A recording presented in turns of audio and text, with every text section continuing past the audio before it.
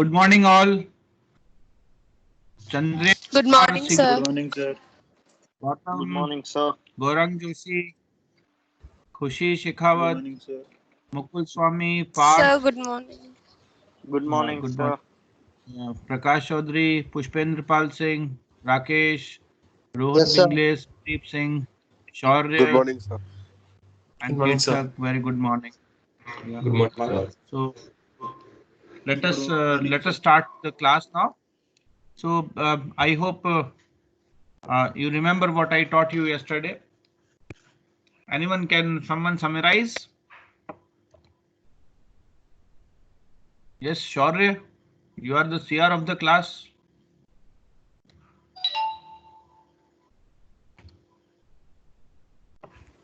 So we learned about some offer and acceptance, the Yes, rules sir. regarding offer, rules regarding acceptance yesterday. And today is the 7th session. We will be discussing something related to consideration. So what is consideration, anyone? What is consideration?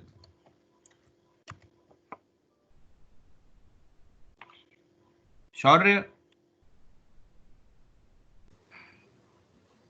Um, so, Yes, come on. like, process of thinking about an offer or agreement carefully before acting on it. Very good. Very good. See, don't always go on the legal things, or don't go always on the that the legal part of the things, or means think something beyond the subject also. So how do you what do you mean by consideration in generic sense? Let us just think that, and then we will relate it with the consideration which will be studying in the law. Come on. What is consideration? Considering, to consider something. Huh? So how will you define that? Consideration?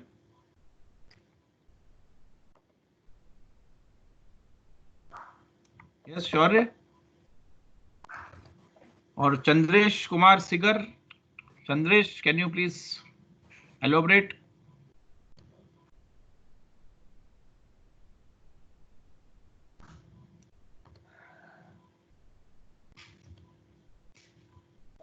Gaurang Joshi.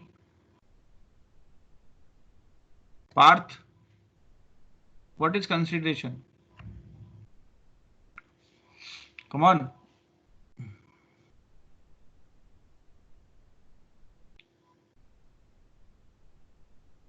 What is consideration? Anyone? When we are thinking of consideration, what we think?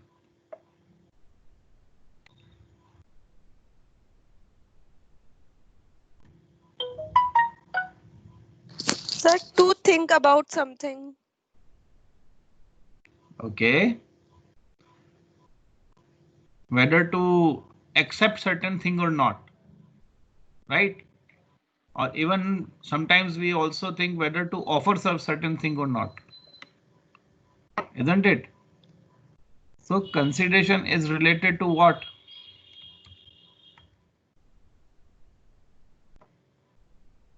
Come on. Thinking. Consideration is related to, Thinking. yes, thinking and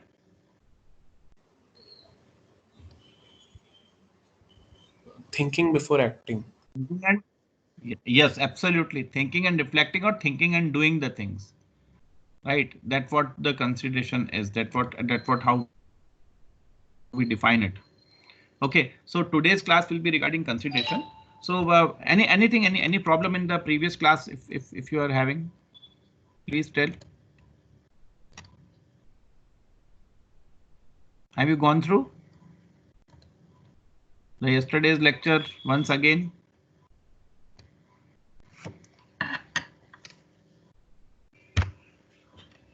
Yes or no? Shaurya Dikshit, your class is not speaking at all. Yes, sir. What? Yes, sir. So I'm proceeding further. At the end of this week, we will be having one quiz, maybe on Saturday or Sunday, of about what we have studied in the last 2 weeks, right? Then we will proceed further so that I will be able to understand that what you are understanding. Until unless I understand what you are understanding, I can't make you understand what I want to make you understand. So understanding is something which is very, very important. Okay, so anyways, so let's proceed further with the consideration and the capacity to contract. So today we will be considering only consideration because capacity of contract is beyond the consideration. So we will not consider the capacity of contract, but we will consider the consideration. I hope you understand what is consideration now. Okay, so consideration is one of the essential elements of a valid contract. The requirement of consideration stems from the policy of extending the arm of the law to the enforcement of the mutual promises of the party. A mere promise is not enforceable by law until and unless it is backed by consideration. For example, A promises to make a gift of rupees 500 to B and subsequently changes his mind. Okay, B cannot succeed against A for breach of the promise as B has not given anything in return. So consideration in this case is what there has to be something in return. Okay, so it is only when a promise is made for something in return from the promisee that such promise can be enforced by law against the promiser. So this something in return is called consideration. So this something in return, whenever we are doing any promise with anyone, we also expect that other person will do something in return for us. So that particular something in return is called consideration. So for example, just now given that A promises to make a gift of B, gift of rupees 500 to B. So you actually, when you are giving a gift to someone, the other person who is receiving the gift, he actually is not at all bound to force you to give the gift. Have you ever seen something like this, that some person has forced some other person to give the gift to other person? Means have you seen ever these type of things, that one person has sued another person in the court of law that you promised me to give a gift and now you are not giving it? So this is not there. Why? Because the suit is not maintainable. So something which you are giving as a gift, as a charity or anything, doesn't actually, you are not at all binding some other person legally. So it is something gratuitous. It is something by your own will, your own wish you are doing. Or otherwise, if you will just give, for example, a person on the stage promises to give a certain donation to some organization, and the organization on the basis of that donation, that in the expectation of that donation will come, has made some expenses, taking some credit from someone else. So in that case itself, it is binding. So there are some exception to it also, that when consideration may not be considered as necessary, and still the things can be enforced in the court of law. So this is a very interesting chapter. So we will definitely be studying about this in this complete chapter, that how this consideration is done, and when it is necessary, when it is not necessary, and how we have to take up the things for the considerations as such. Okay, so let us just go through first the definition of the consideration. So Sir Frederick Pollock has given the definition of the consideration as an act of forbearance of one party, or the promise thereof is the price for which the promise of the other is bought. So where, or you can say, you can have it is also called quid pro quo.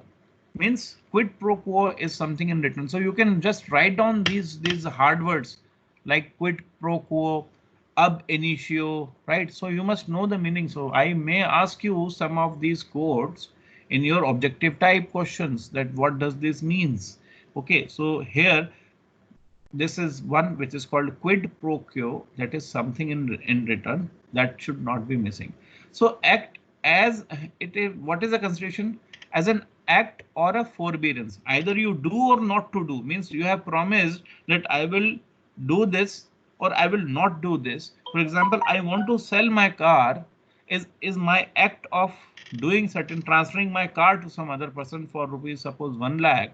So this is an act. Forbearance says I will not open my window on your side for the sake of rupees 1 lakh of one party. So a act or a forbearance of one party, or a promise thereof. Even you have not done this act, even you have promised to do this act, is the price, is actually is something in return for the for which you are making the promise. So for example, you are doing an act of selling your car for rupees 1000. So the price of this promise to sell your car for rupees 1000 is consideration for you. And for other person, what is the consideration? The promise which you have given to sell the car, and in future you have sold the car for to, or you have transferred the car for to that person. In the same way, the forbearance, like I will not open the window on your side, it is a promise that I will not open the window, and for the sake of this promise, you are paying rupees 1 lakh. So that other person is getting rupees 1 lakh, and he will not be opening the window. He is keeping his promise. So a price which is paid for keeping the promise as such, or you can say you are buying the promise of someone. So you are buying the promise, the price which you are paying to buy the promise of someone is called consideration. So the person, so let us just relate with the consideration which I have just now told you, that how will you consider? Sir, kindly consider me. We just go for the sometimes we are late with the assignment. Sir, kindly consider. Sir, kindly consider our attendance, please. So what the sir is saying? Okay, you do some extra work now. Okay, so you are actually promising to do some extra work, and the sir is considering you for the for your late assignment, for your attendance whatsoever. So that is something which is related to consideration. So why a person will consider other? So that is only in exchange of the promise which you are making. Okay, so consideration is considered as quid pro quo, or you can say something in return. This something needs to be in the terms of money, which is very, very important. So something in return has to be in terms of money, or money is equivalent. So there was a case of Curie versus Mesa, where it was it is something, some right, interest, profit, or benefit accruing to one party, or some bearance, detriment, loss, or responsibility given, suffered, or undertaken by the other. Means one or the other, because we are studying business laws. So here business means mostly means profit. So one or the other way, your consideration must be money, or money is equivalent. For example, just now I've given you example of selling the car. A person is selling his car for rupees 1 lakh. So that promise is actually backed by the sale of the car. The value of the car is 1 lakh. That's why other person is able to give 1 lakh to him. So this is what we call consideration is. So it has to be in money, or money is worth, at least, means by paying or not by paying, or by making it equivalent to money. It means that you are actually sacrificing something, and you are getting something, almost something in return. For example, if you lend someone some money, okay, I will give you 1 lakh rupees for 1 year. You return me after 1 year. So the consideration for this will be the interest. Okay, I will charge you 10% of interest. Fine. Okay. So the other person will give 10% of interest for keeping the money, or for using the money for certain period of time. Why? Because that person will also be making money out of it. And this person who is lending the money is actually sacrificing his hard-earned money for sake of someone else for the time being. because he is sacrificing something, he must get something in return. So as a consideration of the sacrifice, 10% interest is being paid.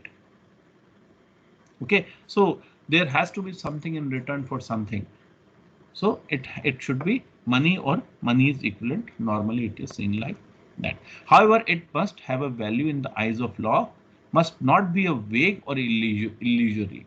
So there it should be determined. It can be determined. So things which cannot be determined cannot create a contract. So it must not be vague, it must not be illusory, or it has to be having certain value in the eyes of the law. So section 2D also defines the consideration as such. So how does section 2D defines the consideration?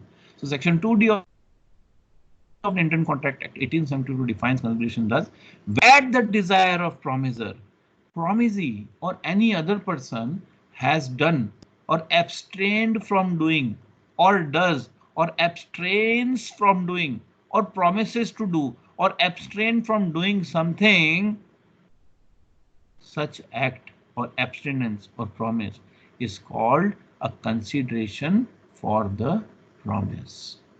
Now, I hope you are confused, and if you are not confused, then it is very, very good. It means you have studied something. Or I understand that when I read this definition for the first time in my life, I also got confused what this halwa is. So let me just tell you this definition, breaking it in certain parts. Now, number one thing is when at the desire of the promisor. Now, who is giving consideration? Promisor is giving the promise. Consideration will be given by promisee who has actually agreed with the agreement. Okay, where one person is a proposer, other is a proposee, or one person is the offerer, other is the offerer, one person is a promiser, other is a promisee. So when the contract is happening between two persons, one person will be promiser and other person will be promisee. So a person at the desire of promisee.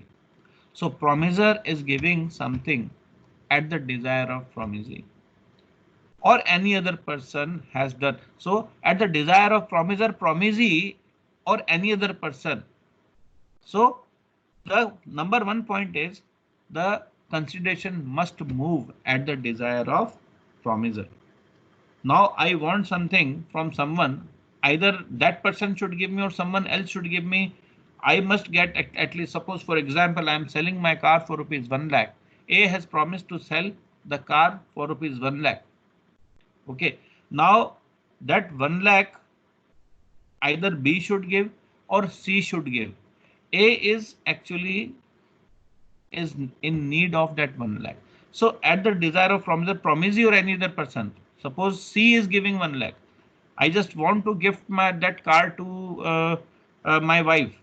Okay, so and I am purchasing it from Mr. A. So so I will tell Mr. A to transfer that car to my wife and I will give the consideration. So at the desire of promisor, promisee, or any other person has done means so this now from here and onwards, you see this is divided into three parts. One is past, other is present, and the last one is future. Now see this language, done or abstained from doing. This is something past. Does or abstains from doing. This is something present.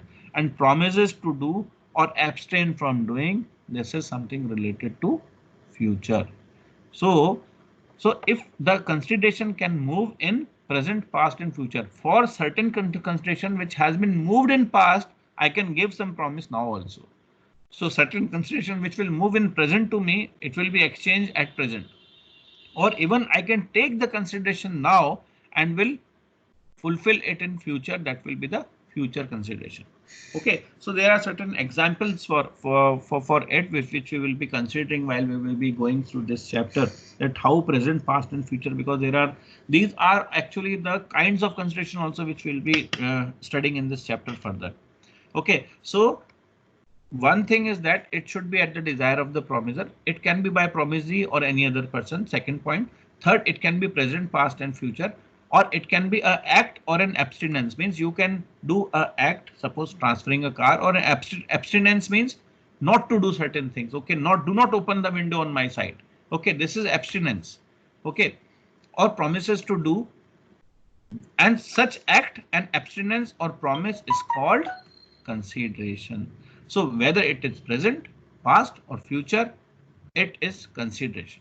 Okay, something which you are doing at the desire of promiser.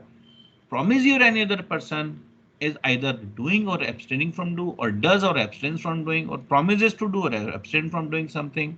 So such act, abstinence and promise is called consideration for the promise.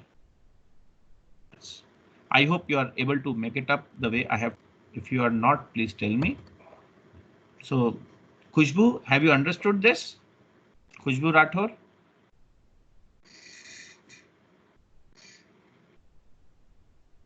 Yes, sir. Khushbu Rathore not there. Yes, sir. Understand? Khushi Shekhawat? Yes, sir. Matang Sharma? Yes, Matang, sir, have you absolutely. understood this the way I have told you? Yes, sir. Yes, Yeah, sir. okay, Parth? Parth? Yes, sir. Yes, sir. Very good. Okay. Rakesh, Raika? Yes, sir. Okay, fine. Tirthak, you have something to say? Yes, sir. Yes, sir. Yeah, please tell me. Please tell Tirthak if you want to ask something. No, sir. Okay. Sir. So I'm proceeding further with it. Yeah. Fine. So this was the definition of the consideration which we have just now seen. So next is your further this definition will continue further. Let us understand further what it says.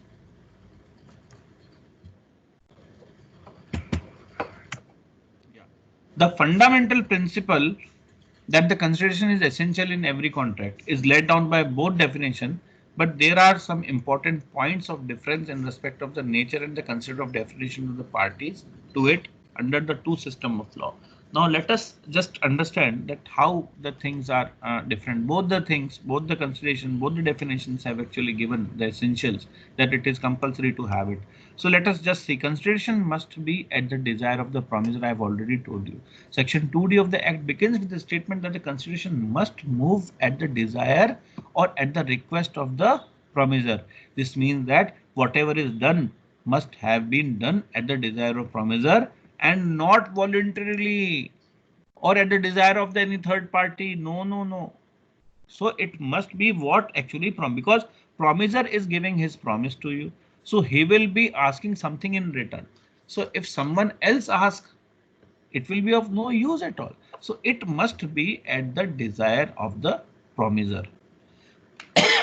Sorry. For example, A rushes to B's help whose house is on fire. There is no consideration but a voluntary act. But if A goes to B's help at B's request, there is a good consideration as B did not wish to do the act gratuitously. Getting the point? So if B's house is at fire and A is doing a voluntary service, now afterwards, after doing the voluntary service, can A claim something from B? No. But if B has called for A's help and then A has come up for the help to the B, maybe his house may be on fire or whatsoever. At that time, because B has asked for the help and A has gone for the help, there is a consideration that the act is not a gratuitous act. It has not done by own. Okay, so there is a difference. So if you are asking help from someone, if you are requesting help, actually you are asking for a consideration for. That's what the consideration is. Whenever you are asking someone's help, when you are asking some favor from someone, what you are saying, what you are doing, you are asking for a consideration. You are taking an obligation. So when you are taking an obligation, you have to return that obligation back in form of one or the other way. Okay, so I hope you are able to understand now what consideration is and why it should be at the desire of the promisor itself. Okay, and a gratuitous act is not a it is not meant to bind the other person legally. Next is a consideration may move from a promisee or any other person. Okay, so now here this is not promise, this is promisee. Section 2D provides a consideration. If you see the definition, so desire is of promisor.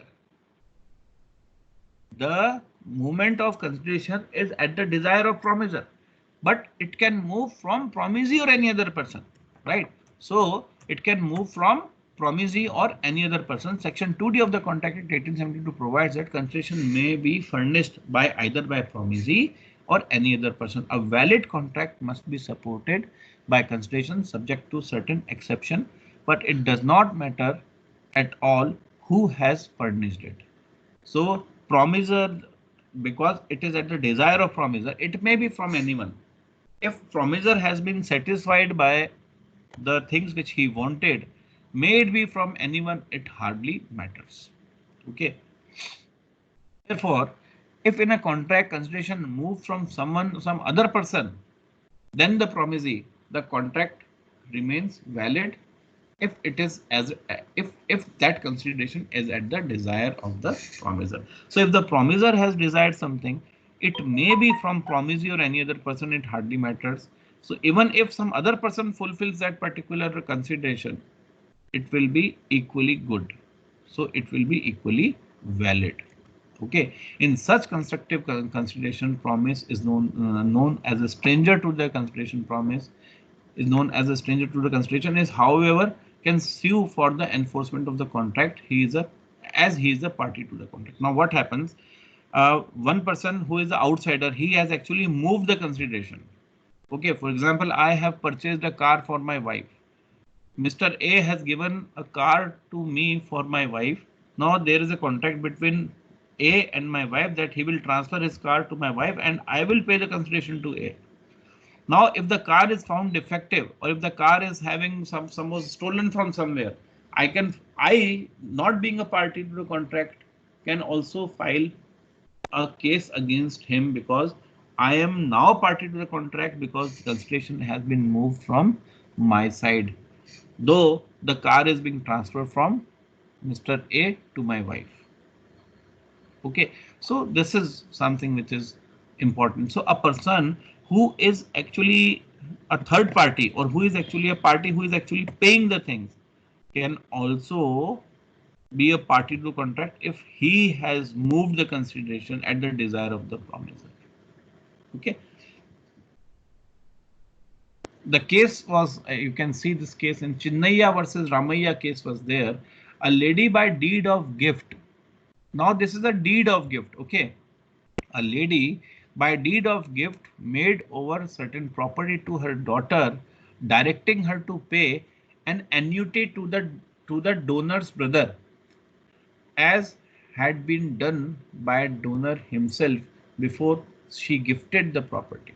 Now what happens? Okay, let me just see the entire case. On the same day, the daughter executed in writing in favor of the donor's brother, agreeing to pay the annuity. Afterwards, the daughter declined to fulfill her promise to pay her uncle, saying that no consideration had moved from him. Now what is happening over here? A lady was having some property with him. She actually was giving a regular annuity, means you can say some kharcha pani to her brothers, means the mamaji of this particular daughter. So daughter was having mother and mother was having a brother. So mamaji was paid certain amount every year out of the property for his kharcha pani, right? And this mother actually transferred the property to the daughter, telling her and taking a promise from her that she also will keep on giving the annuity of this kharcha pani to her mamaji afterwards. Now what happened? And on the same day of the transfer of property, the daughter executed the deed in writing that okay, I promise to pay the annuity to mamaji for the remaining time. Now what happened? That after a certain period of time, the daughter declined that mamaji has not given me anything, so there is no consideration. So where there is no consideration, there is no contract at all. So here in this case, the consideration has already moved from the mother to daughter, or the sister of the donor, sister of Mamaji. Mean Mamaji's sister was a mother. So consideration in the form of property has moved from that lady to the daughter, and in exchange of that consideration, which is the property, she has taken a promise that the daughter will keep on giving the annuity to Mamaji for the lifetime or forever or whatever. So consideration has, if the consideration has, even if the consideration has moved from the other party, it is equally enforceable. Okay. The court, however, held that the uncle could sue even though no part of consideration received by him by his niece moved from him. The consideration from her mother was sufficient consideration. Okay. Now what English law says? In English law, consideration must move from promisee so that a stranger to the consideration cannot sue the contract. A person seeking to enforce a simple contract must prove in the court that he himself has given the consideration in return of the promise he is seeking. Now this makes a difference in English law and the Indian Contract Act. Now in Indian Contract Act, what we have? In Indian Contract Act, we just consider that the consideration can move from any other party. But in English law, there cannot be third party to move the consideration. So this is what the difference in our English law and our Indian contract is regarding the consideration. Now, privity to contract. Now, what is privity? I hope you are able to understand the previous portion of the consideration, everyone. Yes, sir. Do you have any other thing to say over here, or do you want to contribute, any one of you?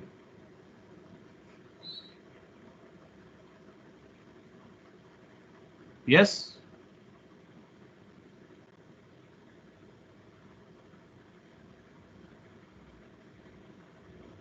Come on. Any discussion? Shaurya? No, sir. I hope you guys are not getting bored. No, sir. Are you understanding the thing? Yes, sir. Okay. So let me now again proceed further. So privity of the contract. A stranger, now privity is something which actually you can say which is enabling the people in the contract each other to enforce the rights to each other. So a stranger to a contract cannot sue both in under the English and the Indian law for want of the privity of the contract. Following illustrations explain that what actually makes a person sue someone, or what actually makes a person enforce someone, is called a privity. So one case is there in Dunlop Pneumatic Tires Company versus Selfridge Limited. This was one of the case. So D supplied the tires to wholesaler who is X on the condition that any retailer to whom X resupplied the tires should promise X not to sell them to the public below D's list price. Are you able to get this point? So D has given some tires to X, okay, and he has taken a promise that X will not resell it at a price which is lower than the price which he has actually given. Okay, so means this is actually a contract of price maintenance. So X supplied tire to S upon this condition, but nevertheless S sold the tires below the list price. Now what S did? S sold the tire for below the list price because the tire may not be whatsoever condition may be, or he might be keeping some stock, or his money might have got struck, whatever. But S sold the tires to someone else for below the list price. So held there was a contract between D and X and a contract between X and S. Therefore, D could not obtain the damages from S, as D had not given any consideration for S promises to X, nor was the party to the contract between D and X. Now see, D has supplied tires to X, and X has sold these tires to S. Okay, and S further has sold this tire at a price which is below the list price, which was decided by D. Now D has given the tires to X, keeping the condition that you will not sell the tires at a price less than, or you will not sell someone else. You will not sell this tires to someone else who should at least sell these tires at a price less than what is being determined. Now X is under control of D, and he has supplied the tire to S, but S is not under control of direct control of D. Okay, so now because S has not obeyed certain things, D cannot sue S for enforcement of the contract. Okay, so privity of the contract itself says that there has to be some consideration to be moved from one party to another, and it should not be one cannot supersede the other in order to enforce the contract as such. Are you able to understand?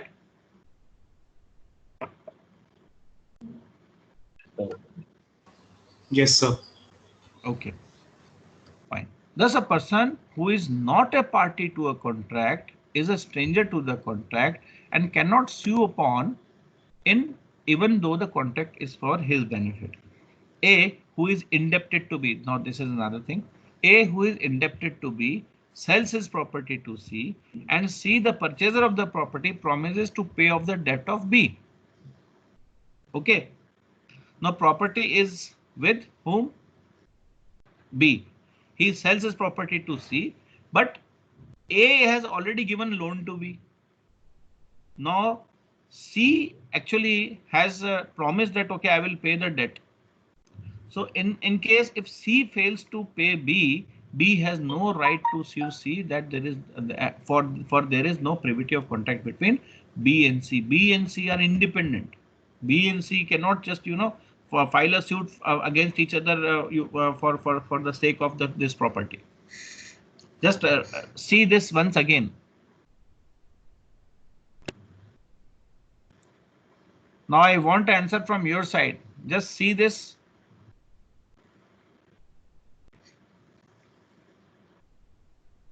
A is indebted to B, sells his property to C. A has sold his property to C. He is indebted to B. Now C, the purchaser of the property, promises to pay off the debt to B. Means A's debt which was due, he will just pay the debt to B. In case C fails to pay B, B has no right to sue C, that there is no privity to the contract. I hope you are able to make it now. So you cannot hold someone else responsible for someone else fault. That what is called privity to contract. Hope you are able to understand this.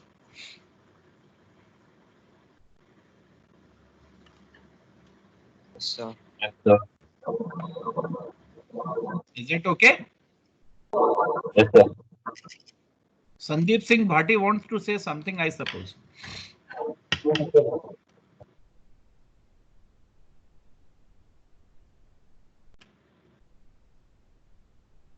Okay, fine.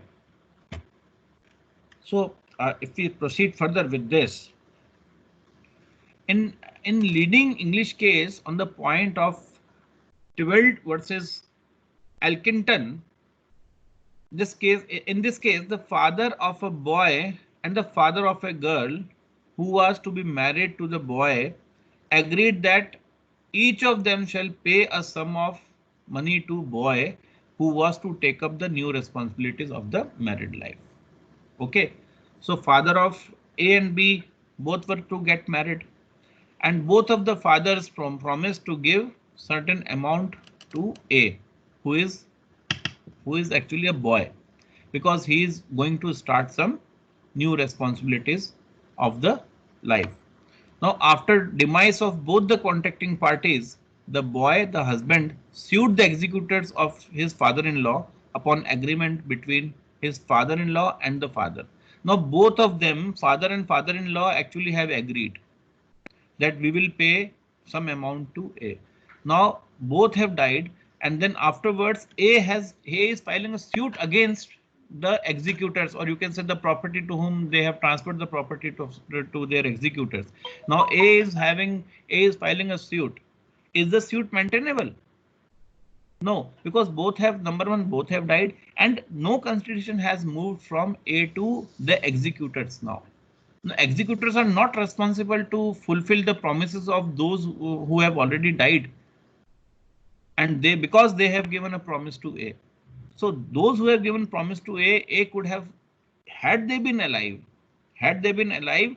even if A cannot file a suit against them, because the contract happened between the father and father-in-law, A's father and the girl's father. It was a contract between both of them to pay A certain amount. So if A is not getting amount and he files suit against someone, actually nothing has moved from A to anyone.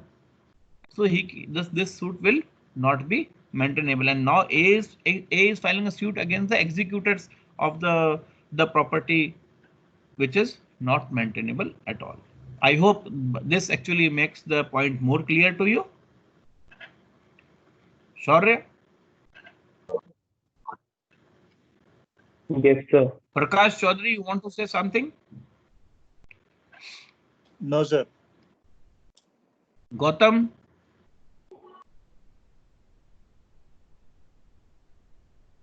Khushi Shekhawat?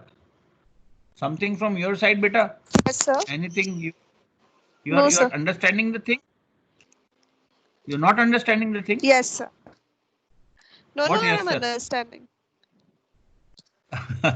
Okay. No, there has to Yes, be sir. clarity in the contract, rather, otherwise you will file a suit against me. Okay. So now there has to be some exception to the doctrine of privity of the contract also.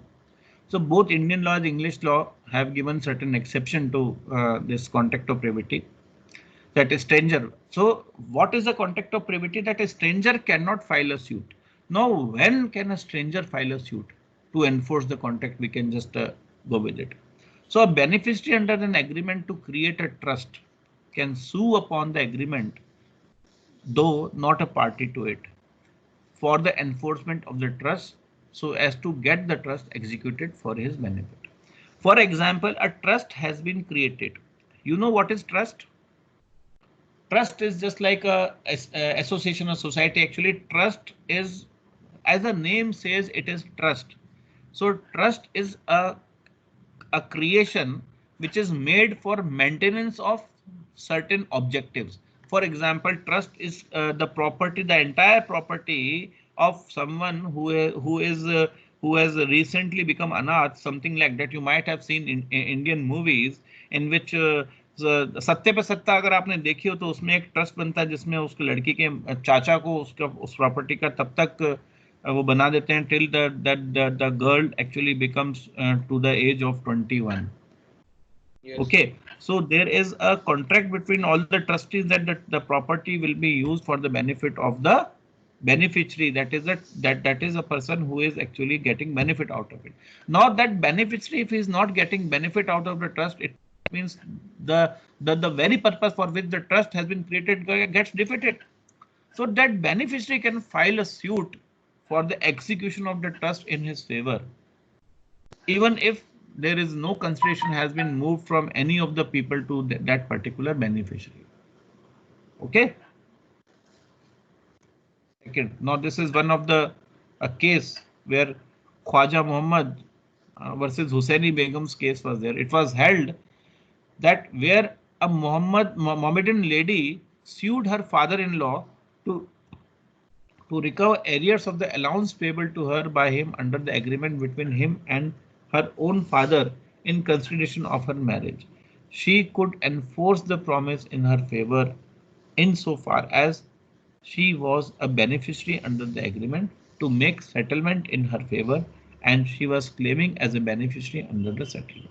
So there was a settlement between the father and the father-in-law that in case of happening of certain event, maybe the demise of his son or demise of his husband or so, the father-in-law will give some amount to this particular lady. So there was an agreement between father and father-in-law, and this lady whose husband died or whatever happened is not at all in any case the party to the contract, but she is a beneficiary.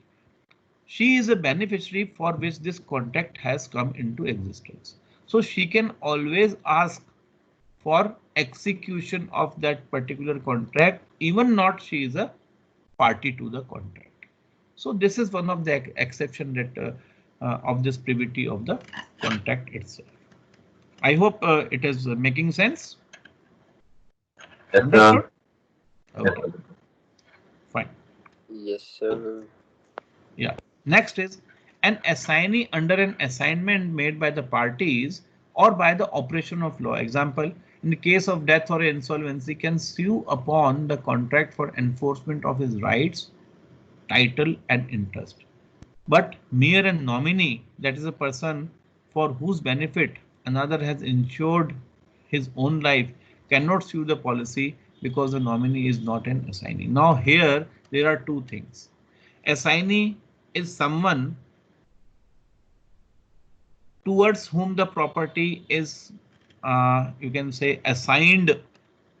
He is not a nominee. He is only a assignee to whom the property is assigned in order to distribute the property further. Okay, so he can, the assignee can actually file a suit for his rights and the title and the interest. But mere a nominee who is actually to whom a person who is just an assignee is a person whom the things are assigned. He is having a rights more than the nominee. Okay, so nominee cannot sue for all these things, but assignee can, because a assignment has been given to him in order to you can say hold the property or do the things. So he can execute, but nominee will get what he is nominated for, and whatever assignee will give him as whatever is written in the deed. So nominee cannot file a suit. Even for the policy also, nominee cannot file a suit for its execution. Okay, but a nominee in case of death can do it. But when the beneficiary is alive, he cannot file a suit for his share or something like that. Okay, so assignee under an assignment is an exception to the doctrine of privity of the contract.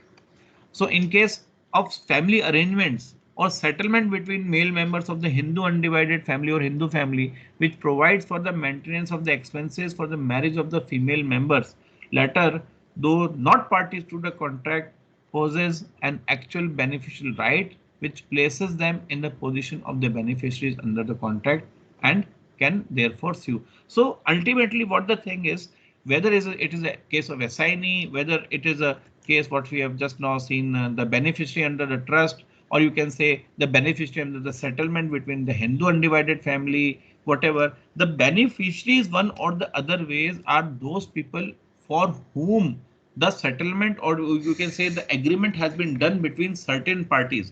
And if these certain parties are not at all executing the contract as per the terms and condition of the contract in the favor of beneficiary, the beneficiary can file a suit for execution of the contract, even not they are parties to the contract. Short में आप ऐसा समझ लीजिए. Okay, so everyone whosoever has been referred over here, all are the beneficiaries. Okay, now in case of an acknowledgement of a liability, that is where A receives money from B for paying it to C and admits to C the receipt of the amount, A constitutes him as an agent of C. This is very simple case where A is actually has taken some money from B. A has taken some money from B. Okay. Now B is filing a suit against A for recovery of the money, and C says, okay, I will give you the money. And C actually in favor of in presence of all has agreed that okay, I will give the money, and he executes the deed as such. So that particular C must pay the money to the person whom it is due. So one cannot say that C is not a party to the, because A has given money to B or B has given money to A. So who is C to just come in between? No. Here, this thing, if C has taken the charge of it, then C will be responsible to pay it off. Okay. So whenever the promisor is by his own conduct stopped from denying his liability to perform the promise, the person who is not a party to the contract can sue upon it to make the promisor liable. So this is also one of the very, very important things. So where promisor is by his own conduct, now what he's doing? He is actually stopping someone else. He is stopped from denying his liability to perform the promise. The person who is not a party to the contract can sue. For example, one person is standing in front of someone else, and the goods actually belongs to him. Okay, suppose A is a dealer of car, or you can say, let me explain you in this way. I am Mr. A is owner of a car, and B in front of him sells his car to C. A is the owner of the car, B is selling his car to C, and A is not stopping him to do that. A is not stopping him to execute the sale deed in favor of C. Now, once the car is sold to C, A can file a suit against A cannot file a suit against C for recovery of the car. Why? Because he has not stopped B to do the things, and he has actually allowed C to assume that he agrees for the sale of the car. Okay, so this is one case where even if you can say that how come the party, the B is actually able to do this. So even B is someone else, someone outsider. Now A has not stopped B to sell his car. So in that case, the thing which B has done will be equally applicable, equally liable. And this all contract all the three, because he has actually working. So what A has done? A has allowed C to think that B is his agent. On the behalf of A, B is selling the car. He has allowed C to think that. That's why it is there. Okay, so a person who is by his own conduct, it is his conduct. He should have stopped B otherwise. So he has not stopped B. He has allowed B to sell his car to someone else. So this is called a doctrine of estoppel. So he has actually applied that. So in cases where a person makes a promise to an individual for the benefit of the third party and creates a charge on certain immovable property for the purpose, the third party can enforce the promise, though he is a stranger to the contract. Now this particular thing is something related to mortgage. Okay, so in simple sense, I will tell you the charge is actually, though it is different from mortgage, the difference between charges and mortgage you can study, and even this is one of the chapter in the corporate laws which you will be studying in your next semester, maybe next year rather. So this is something which is related to you. Okay, I don't think you have company law. Anyways, but this is not to be discussed. You just consider this charge as a mortgage. So let us just understand this. So where a person is making a promise to an individual for the benefit of the third party and creates a charge on certain immovable property, this case is as similar as the case which we have just now discussed about the first one, where the mother has given a property to her daughter, promising that she will keep on benefiting the mamaji. Okay, This is also similar, where a mortgage has been done in order to benefit someone else. So that mortgage is equally applicable, and the beneficiary can file a suit against the person who have actually in whose favor this mortgage has been executed. Now that particular person who has taken the property cannot refuse that I will not pay, or I will not consider the other person who is actually responsible, who and is in whose favor that mortgage has been created. Means the person who is a beneficiary may not be treated as a stranger for execution of the contract in this case. So the person who is actually beneficiary can always file a suit against those people who have entered into a contract for the execution of contract in their favor, in whose favor it has been made. Yes, any problem till now, or any point you want me to explain again, or anything you would like me to just tell you, please tell me. No, sir. Fine.